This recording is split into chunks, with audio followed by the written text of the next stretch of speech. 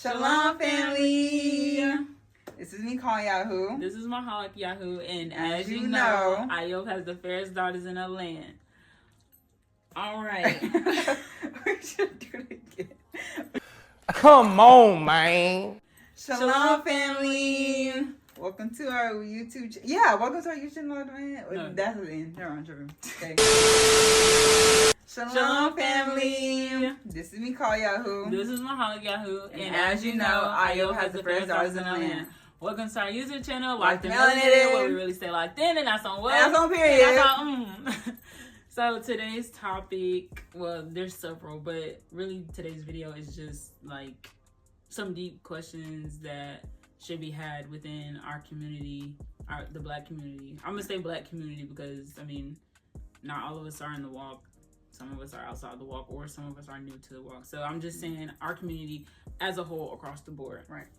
Y'all can let us know in the comments what y'all think should also be talked about within our community. Just give us, what y'all want us to talk about, what y'all want us to hear. I mean, what y'all want to hear from us, So yeah.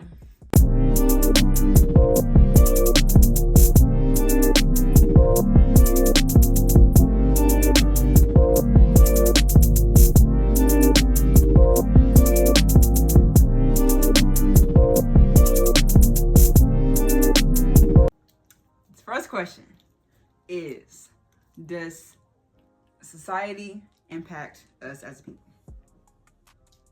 And the answer is yes, of course, it does. So society impacts us as a people heavily. I feel like I feel like when it comes to this society, this world, whatever word you want to insert there, it's like when it comes to seeing celebrities in or outside the walk, because we shouldn't have celebrities in the walk, but we'll get to that. So out on the outside looking in, and then being now on the inside of the truth and looking out, there's been influences since day one. And in the world, you have people like Beyonce, I don't know, SZA, Summer Walker, some rappers, Kendrick Lamar, Drake, that whole beef that they so-called had.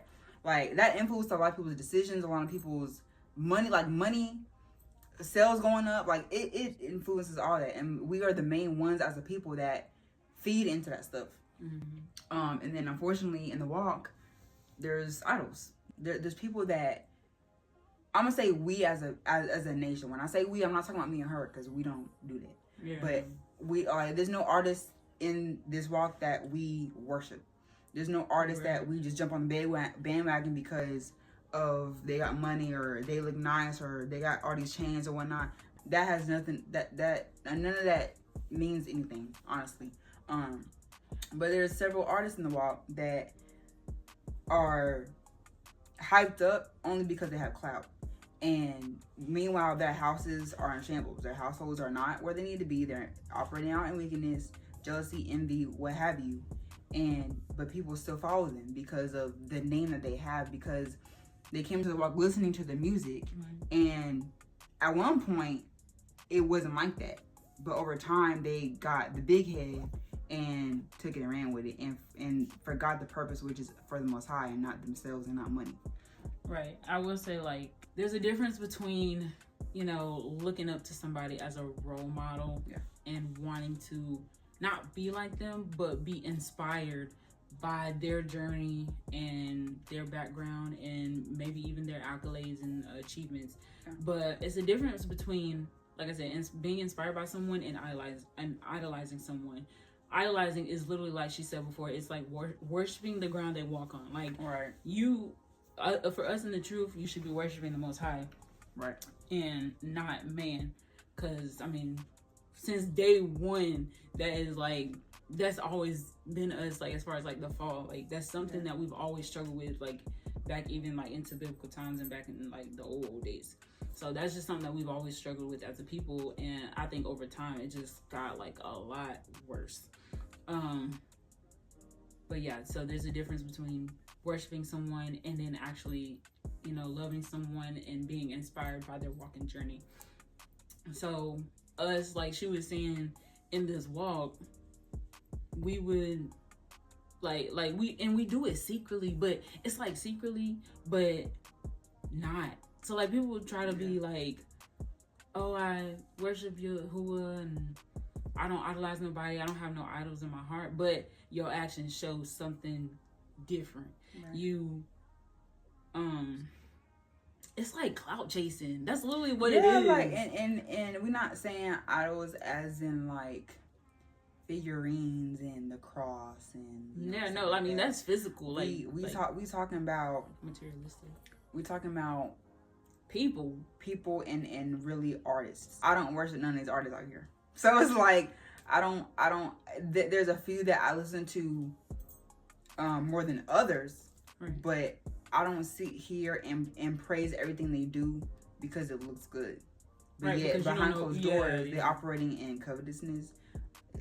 I think I said that right. Yeah, jealousy, envy, idol worship themselves, or you always see something off about them. And then when you meet them in person, maybe their persona, what they say and give on the internet is different from the person. So you meet them in person and they're actually, they talk outside of their mouth. They have a stank attitude. Mm-hmm. When you approach them and you want to speak to them, they're not very friendly, outgoing like they say they are on social media. Perceive themselves as. You know, it's their fruit. Their fruit is rotten. And when you see that, that's how you know at the end of the day, that's that people are idolizing them because they see that rotten fruit, but they choose to ignore it. They choose to bypass it. They choose to just not care because of the name that person holds and the clout that they have and that they've had since they came into the walk and started their ministry. And again, a lot of these ministries started out righteous. A lot of these, I'm not going to get into camps and all that, but that it's the same principle. No matter if you're talking about a camp, congregation, we're talking about an artist, whether they sing, rap, whatever. A lot of times they start out righteous. They start out thinking about the Most High and doing that for Him and that purpose. But it turns once they see the followers growing, they see the numbers growing, then the money starts coming in because you post it on platforms, of course, to reach the people. The money is going to eventually come in, depending on how you do it. YouTube, TikTok. I don't know if Instagram or Facebook do that. I want to say they do, but money will start rolling in, and that's where the big head comes in, when money is involved. Yeah, so, I mean, I feel like that's like really just everything in a nutshell regarding that question. A lot of us came into the walk like maybe a few years ago, however long ago, but a lot of us was in the world before we came into the walk. Yeah, some people did grow up with the walk, but a lot of us just came in maybe 10 years ago, 7, 5, 3, 2, however many. But we listened to a lot of those artists in the world. I know for me, I grew up listening to like gospel music and rap music and, but I listened to like a lot of Beyonce growing up. Yeah. And I wouldn't say I was like a diehard Beyonce fan, but like I knew a lot of her songs, her old stuff, and even at that time, her newer stuff that she was putting out. And I thought she was like the best female artist like of all time. But like coming into the truth, I feel like the truth gave me, I guess a different outlook. I guess you would say like a different outlook on just other artists and like their lyricism and things like that. Honestly, I feel like now that I'm older, Beyonce is not all the hype. She's really not. And I'm not even gonna I don't want to get too far into like speaking about the world because this is not what this is about. It's about both. But just on that point, Beyonce is not the best. I feel like there's so many singers out here, female artists that are way better than her, that got better riffs and runs, that are better lyricists or songwriters. But she just got all this clout, and it's because and it's because she doing stuff behind closed doors. I mean, there's this whole controversy. Conspiracy theories. There's a lot of things out there that people say about Beyonce and things that she's in, and also her family, Jay-Z, whoever, and about a bunch of other artists. But I mean, I don't know. We don't know what these people do behind closed doors. I'm gonna just say that we don't know what these people do behind closed doors. They only give you so much, so that's all you can go off of. Yeah. But I feel like there's so many artists, even people that are not in the industry, got a way better voice than she does. But for whatever reason, she is one of the best ones out here to other people. She's known worldwide and all that. So she had like the whole Beehive thing. Like people are diehard Beyonce fans. Literally will kill for her. Like really. So sacrificing themselves is crazy work. Right, you're doing too much. You're wild. What do you mean? Like what? But that's just, you know, an example on like how people will clout chase and like be so diehard for someone that you don't even know. Like you don't know them, you don't know what they do behind closed doors. And it's the same thing within this walk. Like I'm not gonna name, you know, artists within this walk, but there's a few people or a few artists in this walk that just have clout when they really shouldn't. And that's something I want to speak on. I'm glad you said that, because I'm not even gonna, you know, I'm not even gonna. I'm saying spiritually, that's a huge thing, because how are you gonna be out here? Excuse me. How are you gonna be out here wilding behind scenes, but she's talking about praise Yahuah and worship Yahuah and love your brother and love thy neighbor as thyself. You know, you saying all the right things. It sounds good, but on the inside, you look crazy. And I know closed doors, you making phone calls and subliminals and like this and that. Like it's just crazy how like we'll be so quick to accept an artist or a person because they may sound good, or you may heard of their achievements or something they did in the world, or they knew this person, they knew that person. So in your mind or in your heart, you be like, oh, okay, that's fire, like for real, they knew so and so. But then they out here cussing people out and or talking behind people's back, or like it was crazy out here. Or low key envying somebody. They have envy in their heart for someone, but they may not outwardly show it, but over time, Yahuah will expose that thing. Yeah. You think you hiding, you think you like saying, oh, just because you put a Facebook post and say, oh, like, just because you share somebody's music don't mean that you don't envy somebody in your heart, because you trying to make it look good on the outside so that your fans or followers or whoever still listen to your music, still buy your stuff, but on the inside, you really envying this person or that person. So it's like the cloud chasing, it's just be crazy. Like, okay, we do it in the world, but in the walk, it's just not cool. Like, this is crazy for you to keep doing that. And if you really, I want to say this too, if that's what you feel like in your heart, if you sense that you're envying someone, you really need to take that to the Most High. Yeah. Or, you know, look and reflect on yourself and say like, hey, like, am I really offended by this, or am I really offended by that? And ask yourself why. So, yeah, the whole thing in me saying that was, if you pause and reflect, and that is really the truth, you need to take that to Yahuah, fast, pray about it. Do what you gotta do so that you don't do that, and you love your neighbor as you love yourself, and that you allow brotherly love to continue.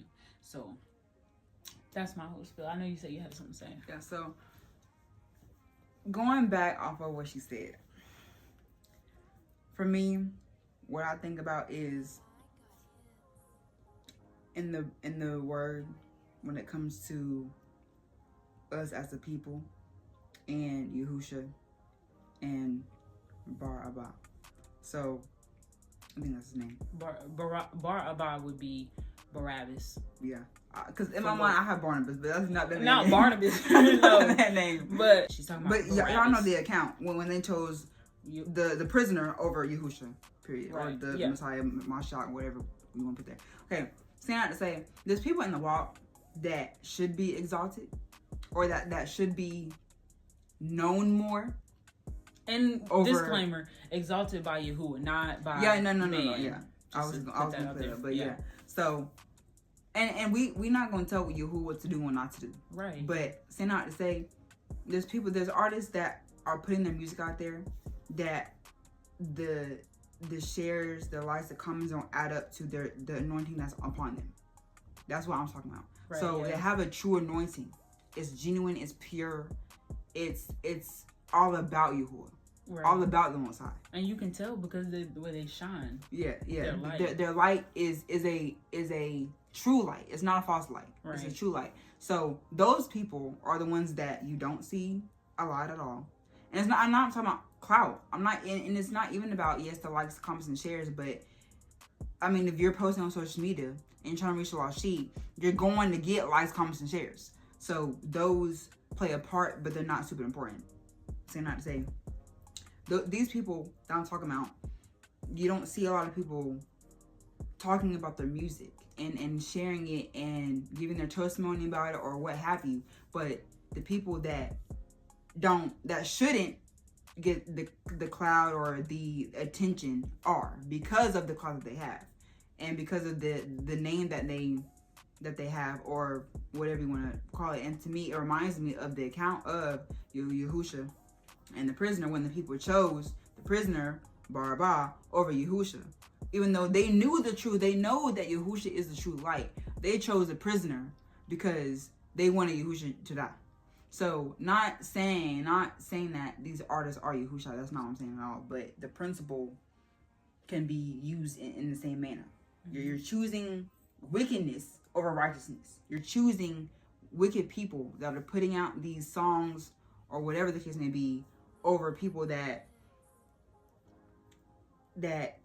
do it for Yahuah and that do it for him and his purpose. And go ahead. Sorry, and all I was gonna say is it's a false light over the true light, and you choosing wickedness over and over again. And it's crazy that, okay, I granted, if you're ignorant to it, you're ignorant to it. You don't know, you don't know what that person's going behind, what that person is doing behind closed doors. But if you know, and you're not trying to help that brother or sister out to correct their wrongs or to point out their sins or bad habits that is unpleasing, or you know is unpleasing to Yahuah, why would you not, like the fact that you know is what would baffle me. And at the end of the day, I don't want to say that's blood on your hands, but like, you get what the term that I'm trying to say. I mean, when you join yourself with wickedness, it's gonna eventually, yeah. So Yahuah, at the end of the day, on Judgment Day, he gonna look at you and be like, okay, well, why you didn't help in this situation? You knew it was wrong. You was convicted yourself, and you didn't help that person out. Expose these people to y'all still choose to not see it. Right. So that's just, I feel like that's like one way we are affected as far as like, so from society. Is more so like the music and entertainment industry, and on both sides. Right. So because not just us in the world, it's more so in the world because there's more people. So yeah, that's one way society affects us, is through the entertainment industry, and we already know what the entertainment industry is in the world, and what these people, what their true agenda is, and whatnot. And honestly, the music industry and the entertainment business has always targeted children, like 30 and under, because I feel like that would be like the Gen Z generation, the younger generation. The hugest thing I think that affects us as society is the entertainment business. I really feel like that's really the only thing that affects us the most. Acting, modeling, all that's entertainment. I mean, plus as a people, it's in our DNA to excel at these things. When you look at the entertainment business, sports, modeling, music, acting, we are in the forefront in every single one. Literally, because it's in our DNA. We've done being the salt. Being the salt. We cannot help that we were blessed with these things. Yeah. But when you use it for wickedness, that's when it gets bad. And then another thing I want to say as far as society is, she was getting into it, but it's not just music. It's not just it's entertainment. You got fashion. You got life choices.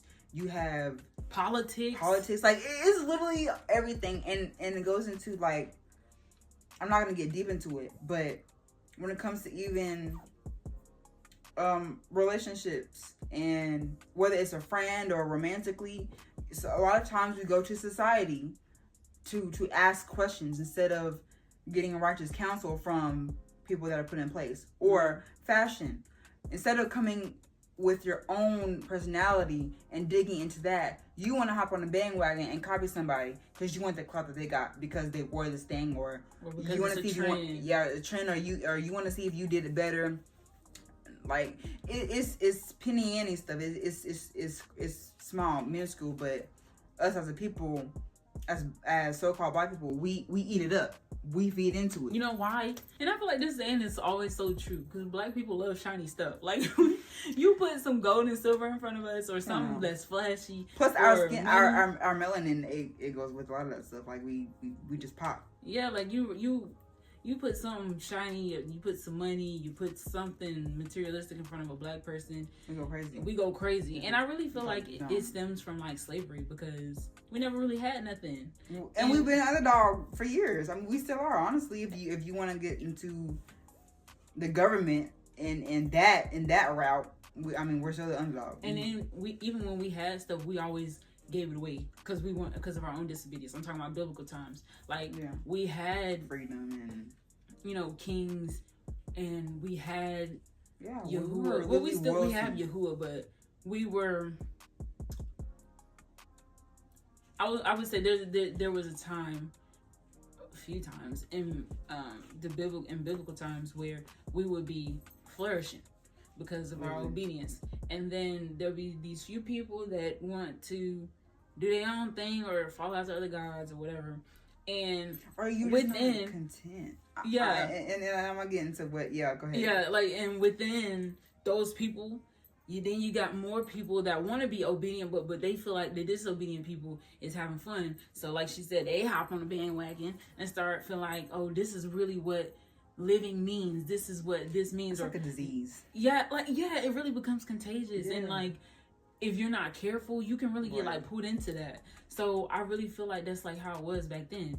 Somebody like you have everybody wanting to be obedient, and then you just have like it's like what's that a little leaven's the whole lump. So it's like you just have this bad apple spoiling everybody because they want to do what they want to do, right. And then you get 2 more people to do it, and then you get 3 more people that want to do it, and then it's just this whole like it becomes like a ripple effect, like a snowball effect, and now everybody want to do it. And it's the same in today's time.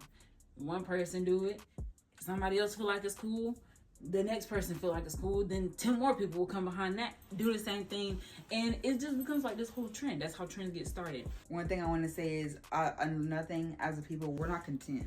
We've never been content with what we have. We weren't content with you. Like that's why we went chasing after other gods. And it's like we're still not content now. There's a lot of us that we have a culture and we truly love our culture.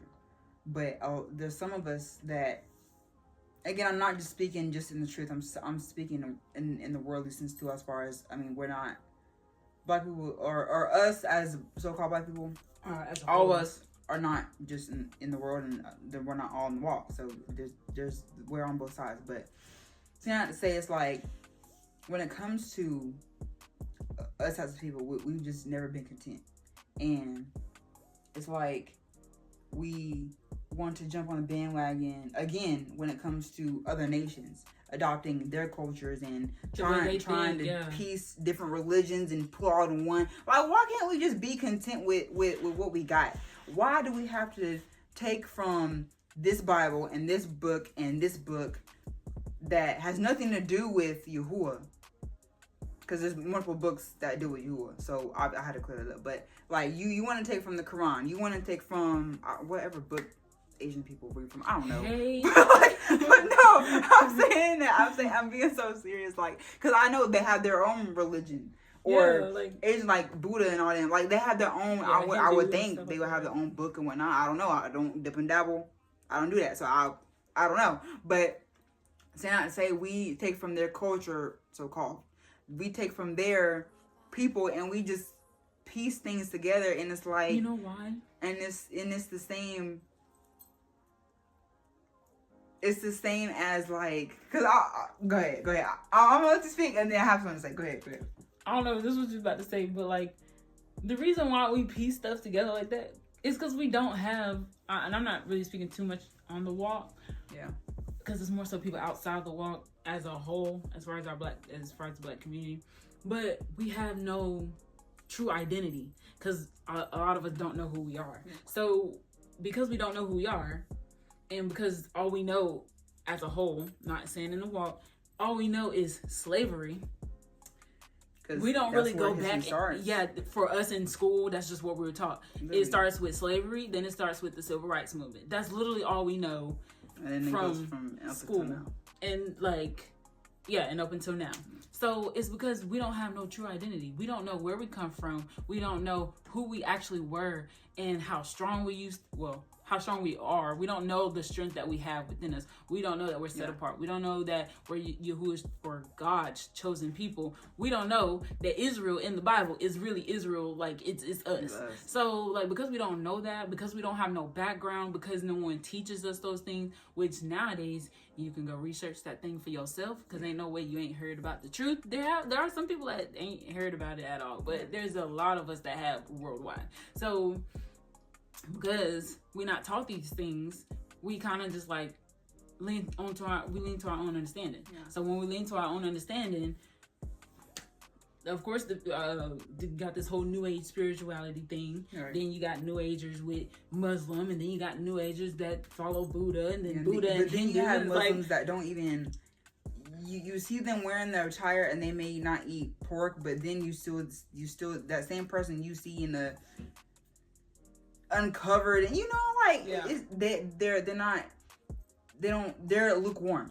They don't stick to what they want to stick to, and they dip and dabble into everything. What I was gonna say was, it reminds me of the kind of in the Bible or in the Word where we, instead of being content with what we had, we just wanted a king. We needed a king. We wanted a king. We petitioned for a king, and then Yahuah gave us the desires of our heart. But obviously, when you read that account, it doesn't turn out how it should have.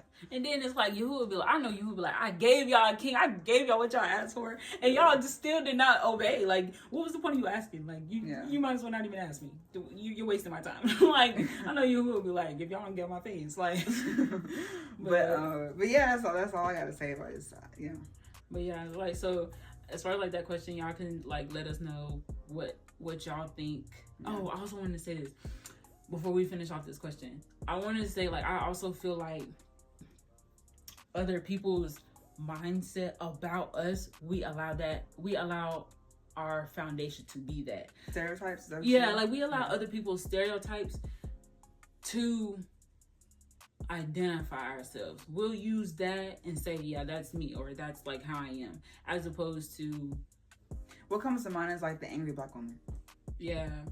I don't know if that's what you was getting into, but then we do stupid stuff to actually fit the stereotype. But it's also because I feel like it's a lot of stuff that the angry black woman or the I don't need a man thing with black women that has become a thing.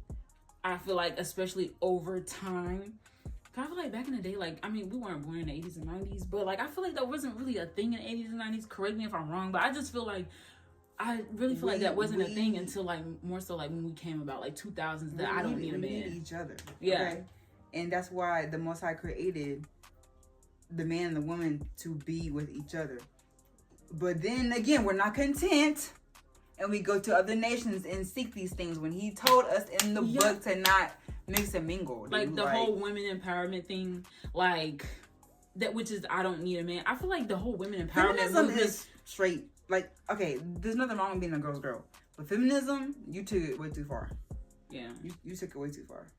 And there's nothing wrong with obviously bending your femininity. No one is saying that. Yeah. We're not saying, I feel that would be, what is that? Hypocritical. Yeah, I was about to say stereotypical. Contradicting. But yeah, it would be contradicting. So no one's saying. Feminism is but you take it to you take it to another level when you say, oh, I don't need a man, or, what's another one? It's another way they say it.